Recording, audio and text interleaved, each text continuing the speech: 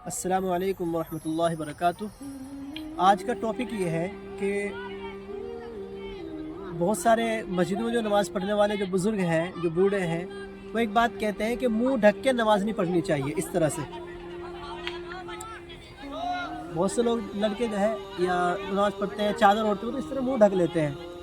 तो इस तरह से मुंह ढक के नमाज़ पढ़नी चाहिए या नहीं?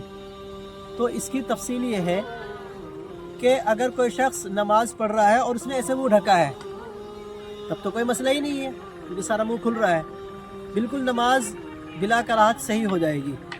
इसी तरह से एक दूसरी शक्ल ये है कि किसी ने इस तरह से करके ऐसे यूँ बांध लिया है, यानी सारे होंठ बंद हो गए हैं। तो इस तरह होंठ बंद होने की वजह से क्या नमाज पे कोई फ़र्क पड़ता है कि नहीं जी?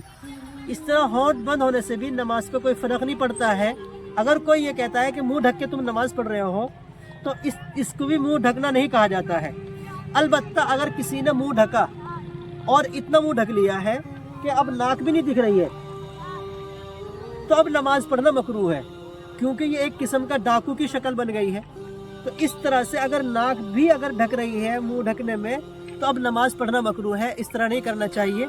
अलबत्ता अगर किसी ने इतना ढक लिया और नाक खुल रही है तो अब इस तरह से ढक करके नमाज पढ़ने में कोई कराहत नहीं है, बिल्कुल नमाज सही हो जाएगी। वस्सलाम।